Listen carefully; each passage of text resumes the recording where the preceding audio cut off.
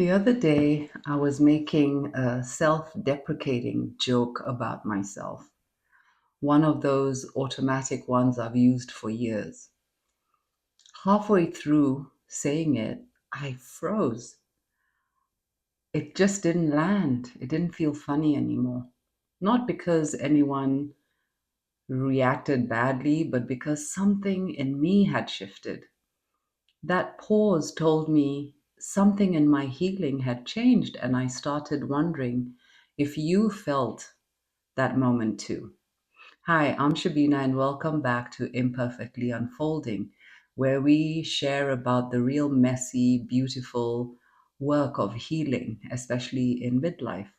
Today, I want to share my thoughts with you about why you may not be able to make demeaning jokes about yourself anymore and why that can be a meaningful sign of healing. For decades, many of us learned to trade small jokes about ourselves for comfort in the room. We weren't just being funny, we were making ourselves more agreeable, easier to handle, and less likely to be judged. I remember being in social settings where I'd poke fun at myself, my body, my so called mom brain, my inability to remember things. At that time, I genuinely believed it made me more relatable, that it put everyone else at ease. It took me years to realize I was doing it to avoid being truly seen.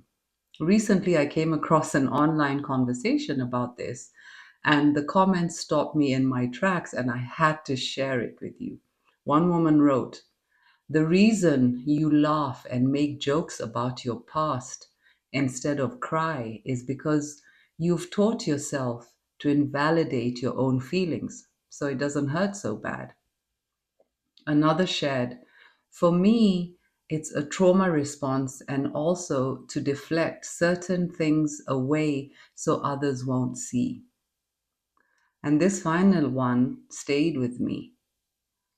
Every joke you make at your own expense becomes a suggestion your mind accepts.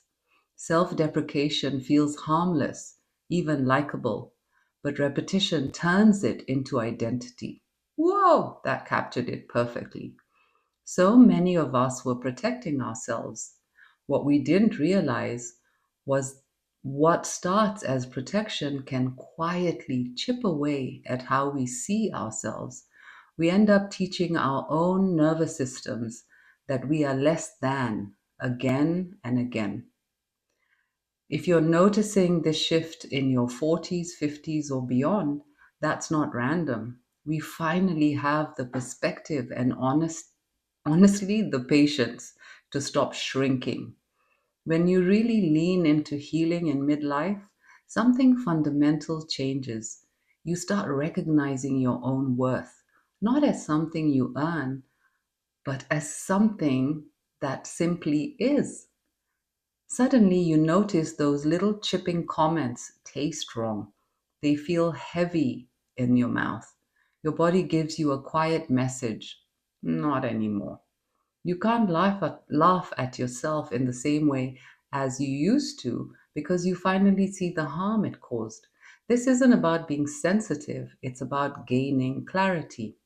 Let me give you a very real example from my own life. I deal with brain fog. It's part of my reality. And whenever I'd forget something, I'd immediately jump on with, "Oh my, how could I be so stupid? What's wrong with me?" I'd laugh it off before anyone else could say anything.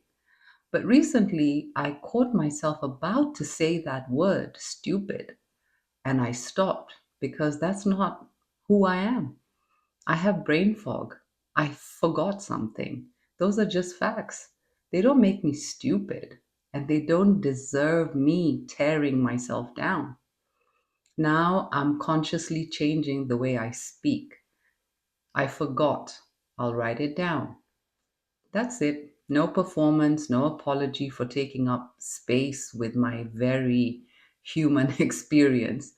And if I forget where I place something and forgot to write it down as a reminder, I tell myself, It's okay. This doesn't need to become a drama story. Let me be honest, the first few times I did this, it felt uncomfortable, almost awkward. But that discomfort is old programming losing its grip. This is also why this habit can show up strongly during the holidays when old dynamics are in the air. The urge to smooth things over with a joke can come back fast. I've felt that pull too, that little itch to say something at your own expense just to dissolve the tension.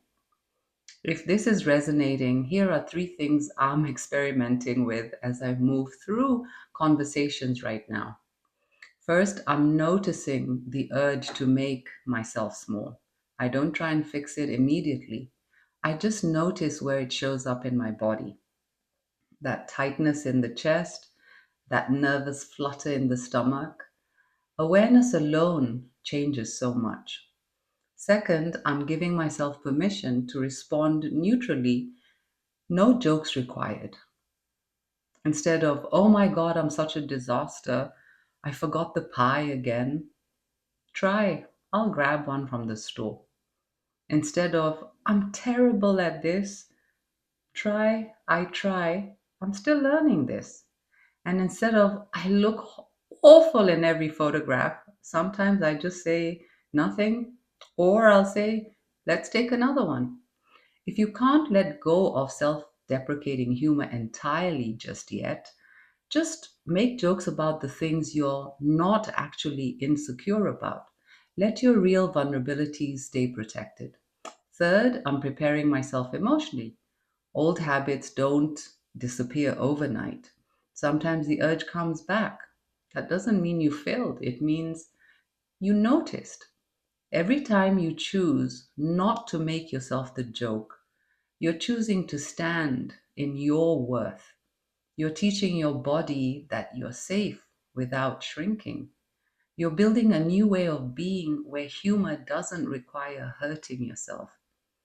This is part of breaking generational conditioning that taught women we had to disappear to make peace.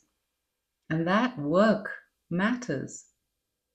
One important note before I close is humor can be a lifeline when we're facing real hardship. If you use humor to cope with illness, grief, or difficult seasons, that's valid and powerful. This isn't about removing light from darkness. It's about not turning the light against yourself. Yes, this shift can feel lonely at times. Growing into yourself often does. If that ache is showing up, hold space for it. You're not doing anything wrong. If you notice yourself changing, if you no longer want to laugh at your own expense, please trust that instinct. It's not you becoming rigid or defensive, it's you becoming more whole. If this resonated, drop a heart in the comments. If you've caught yourself mid joke this year and just stopped. If you're willing, share one non joke way you're choosing to protect your peace this month. If you want to keep walking this path together, subscribe and let's stay connected. We're unfolding one day at a time. From my heart to yours, have a beautiful day, Merry Christmas, and a very Happy New Year.